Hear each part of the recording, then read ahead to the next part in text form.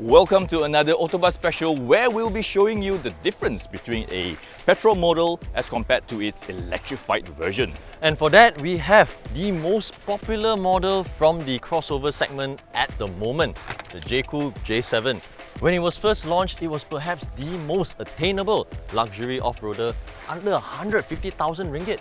Yeah, it now even comes with a PHEV model. More power, more efficient, but these are all on papers. Just how does it reflect in reality? And that's what we're here to show you, just how much more you're getting from the PHEV variant.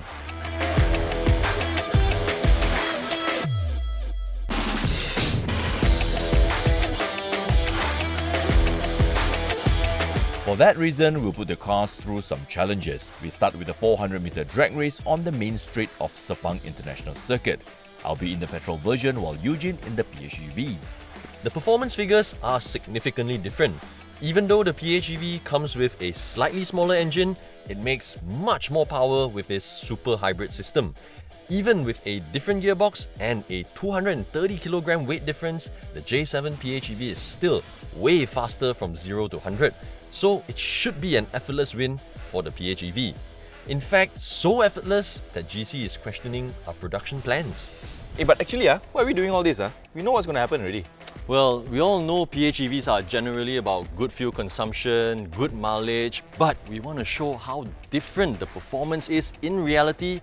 We want to translate what's on paper into action for your knowledge. Okay, and maybe some entertainment as well? Okay, so most of you guys will be thinking, this is such a pointless contest, but I'm pretty sure you guys would want to know how big this gap would be. I want to know. Feeling very relaxed. It's really nice to know that you will win a contest before it even starts. I've spent more than 1,000 kilometers on one single full tank of petrol in this J7 PHEV, and I can tell you, this is everything the J7 petrol is not, especially when it comes to acceleration. At one point, I had 5 people in the car, including myself, and the acceleration was just effortless. Half throttle and the car just... wow. Gentlemen, get ready in 3, 2, 1, go! Oh!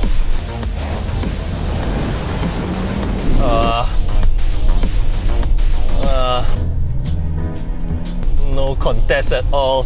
So, ladies and gentlemen, to my right, it is Sepang International Circuit grandstand, and on the right, you see the paddock and also the pit stops. 4 car lengths, 5 car lengths. And we are on the main straight going to turn 1. As you can see, we are going really slowly and carefully as well. I'll just brake earlier lah.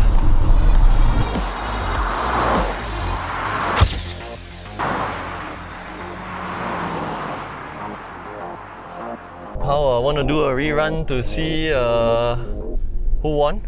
Wow, man, that was close, man. Photo finish. Yeah, we'll do a bit of magic in post-production to get that effect. As expected, the J7 PHEV breezed to the finish line with no contest whatsoever. It got off the line almost immediately and effortlessly, and pulled a 2-second gap to win it. Yep, at least now you know. And somehow the race has made GC forget what he was presenting about. Ladies and gentlemen, welcome to the main straight of Sepang Circuit. As you can see, it is really straight and very flat. Wait. Don't change the topic here. Let's recap what happened. Didn't you find it interesting? Seeing how different a car's performance can be when it's supplemented with electric? I know, I drive a PHEV myself. Power aside, I think it just goes to show that PHEV offers other things. It's, for one, very responsive with almost instant smooth acceleration. So in urban areas, this kind of driving experience makes commuting a lot more effortless. Yeah, okay, you wait. I'll get you in the next challenge. You wait. The next challenge is the dynamic test. We've set up a mini course at Sepang's new Driving Experience Centre. There are tight turns, reversing and heavy braking maneuvers. The fastest to complete the course wins. If you're wondering why dynamic test, well, we want to show you the stability and agility of these cars, which are very important safety aspects for a family SUV. But it's not just that, it's to show you how responsive the car is, how smooth the acceleration is, and how easy it is to control. Yeah, each of these cars have its own advantage. The non-PHEV is lighter, so it is more agile, while the PHEV is definitely more responsive, but it is heavier because of the batteries. Sounds like it's gonna be a close one. Yeah. You ready to redeem yourself? Hey, come on lah, this one looks like my kid's school compound lah, weaving around other parents' cars and to get to my daughter first. It's nothing to me, man. Okay. So it's a battle between the super hybrid and the super dad, but it seems he's already worried. Well, I don't want to sound like I'm bragging, but I think I'm pretty good at all these dynamic tests. But one thing worries me though, it is the extra weight in the PHEV. Although it might sound like it plays to my advantage, but the electric motor in the PHEV will just cancel off this extra weight. The torque at the start will just overcome the inertia just like that. And in return, it will play into Eugene's advantage instead, because that weight is mainly at the bottom of the car, which lowers down the center of gravity of the car. Which means he is a lot more planted as he goes through all these obstacles. I really want to see how these two cars fare in all these agility and stability tests. Why am I so nervous? Alright, JC, you ready? 3, 2, 1, go! Woohoo! Whoa, the power comes a bit late, but very useful through the cones. Okay, I need to do a double loop here, going as close as possible to the cone. Oh, I can hear the tire screeching already. Okay, I'm doing quite well. The steering is sharp. Not bad. Okay, this is the tricky part. I need to brake in the box. Then I need to rely on the camera to reverse myself out. Put it on D. And just go straight. Come on! Oh! Am I in the box? 8.3. Am I in the box? Now, let's see if Eugene and the PHEV is quicker. I've spent a lot of time and kilometers in both models, so I'm hoping that will give me an advantage. This will also be a test of how easy it is to move the car around tight spaces, how big or rather how small the turning radius is. All very important things for your city driving. Both cars handle quite well and are quite stable, so I think it will be quite close. Okay, you ready? In 3, 2, 1, go!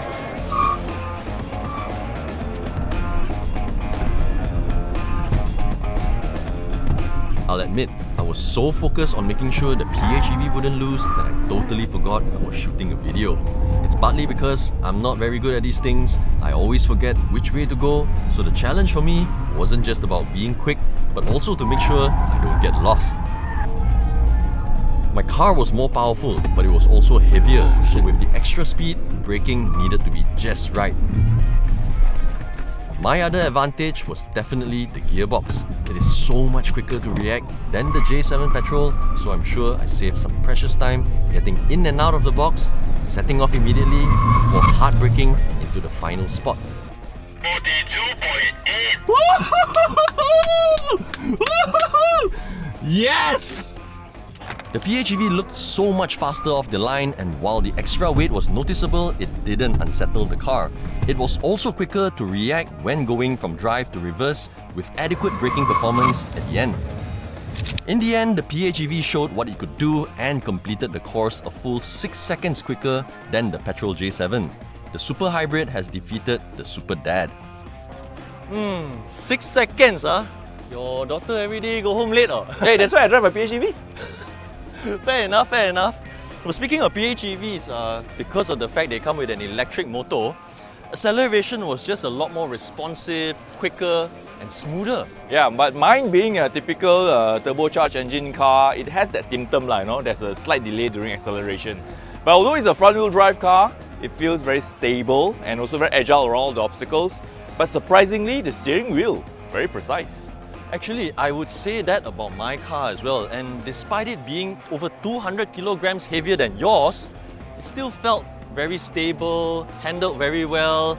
You do feel the extra weight going through the slalom, but from my experience, doesn't really unsettle the driver. Yeah, so I heard the next challenge is going to be a fuel efficiency test. So your battery should be done by now, right? Don't worry, don't worry. I got it covered.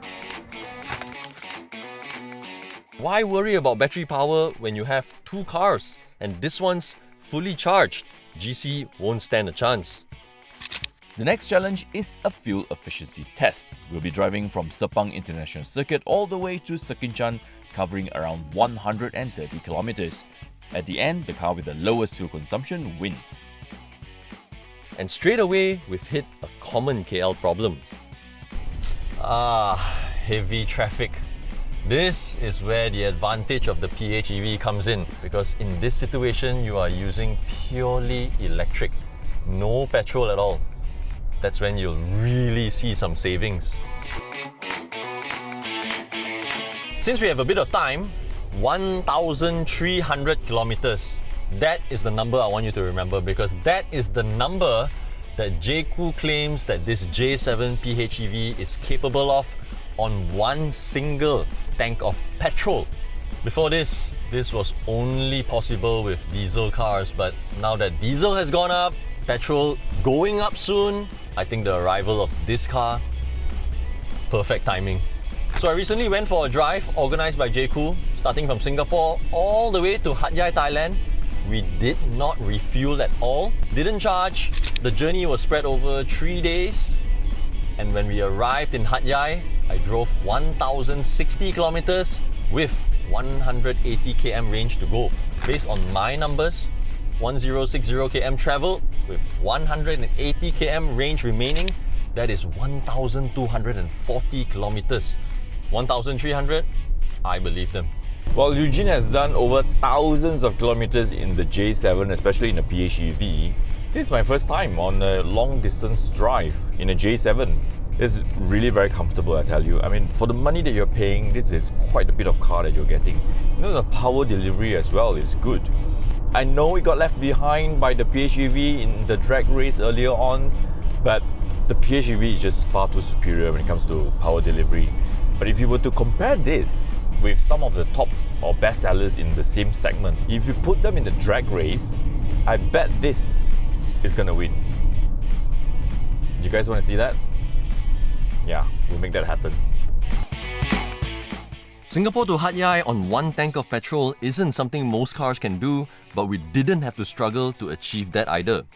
And believe me, we did not deliberately try to save fuel. We drove normally within the speed limit. The aircon was on.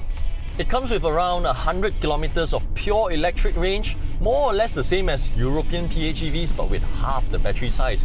Using just an 18 kilowatt hour battery, can take AC charging, DC charging as well, up to 40 kilowatts.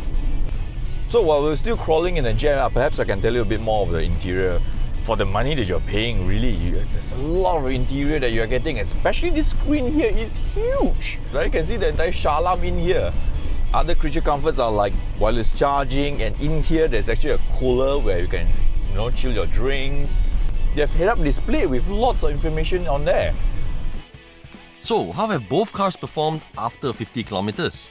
Okay, sit rep 50 kilometers later, 6.5 liters per 100 kilometer. It was 5.6 or 5.8, something like that, and then it is now 6.5. Now that we are on a highway, it should come down as we go along. 0.5 liters per 100 kilometers? And I still have 37% battery remaining. I'm still running on EV. From Sepang till now, we're in Shah Alam, as you can see. MSU. This is insane, man. I think if you just manage your throttle, I think you can get by every day going back and forth to work. Maybe a bit more. Go see your friends for dinner and still have some charge remaining to get home. You've seen how powerful the PHEV is, but what is it like on the road compared to the J7 petrol? So as I've said earlier, this car is over 200 kilograms heavier than the J7 petrol variant, and because it's heavier, they've tuned the suspension of this PHEV variant to be a little more comfortable. So as a result, the ride in the J7 petrol is not bad, but this one is good. I think if you go for a test drive, Hop in the J7 petrol and then immediately jump into the PHEV, you will instantly feel the difference. Coming from a PHEV owner myself, one thing that is really apparent when you are driving in a PHEV is it feels a lot more calmer. So you get the best of both worlds. You get to be on EV mode, which means it's a lot smoother as well, and of course it's more responsive. And at the same time, there's no range anxiety. You get to refuel your car, you still get to drive as far as you want. For those who are quite skeptical about EVs still, PHEV is the way to go. Alright, we are now in Ijo. We have just passed the 100km mark, average speed 59 kilometers an hour. Let's see the fuel consumption figure. 3.9 liters per 100 kilometers. I know what you're thinking, wasn't it 0.5 just now? Well, the way the car calculates is every 50 kilometers. So when we stopped at Cafe Mesra to get a cup of coffee earlier, when we restart, the numbers also reset. 6.1 liters per 100 kilometer.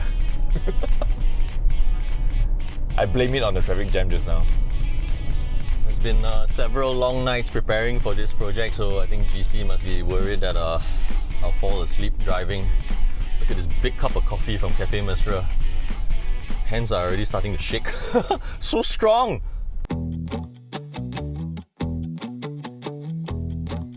Wow, this is really real life test. Why this is a proper real world test. My aircon is running like normal. It's actually cold, and even my seat is cold, so my bum feels really nice. Yeah, this car comes with seat ventilation, so that is a really important feature for our Malaysian weather.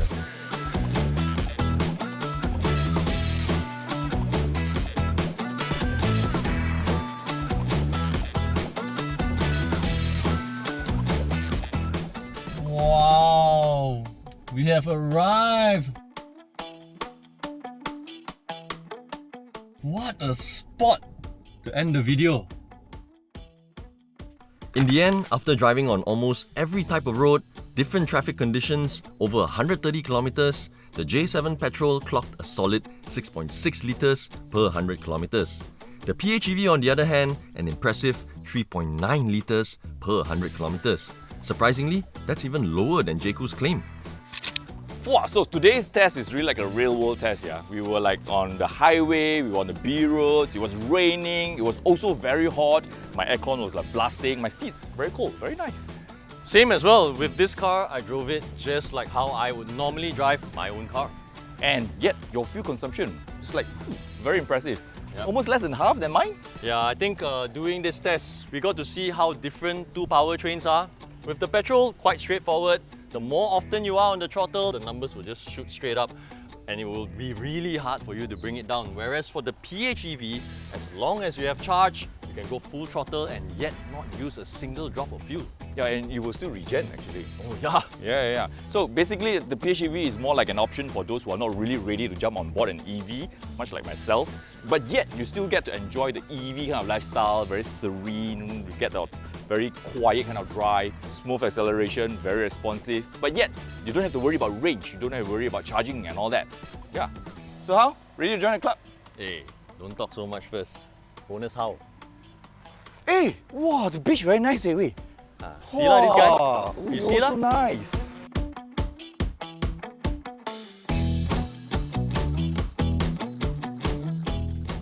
Well, it might sound like the PHEV is the best thing man has ever created, but the concept has actually been around for a while. Just that it is now more advanced, more refined, and more efficient.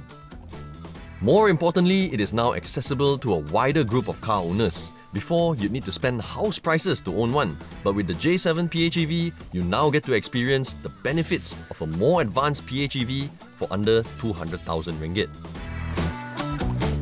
There's a new playground in town. Sabang International Circuit Driving Experience Centre is a safety-focused facility with test areas simulating day-to-day driving conditions. You can rent them for group training or take part in training sessions conducted by the centre. Visit sapangsircuit.com for more information.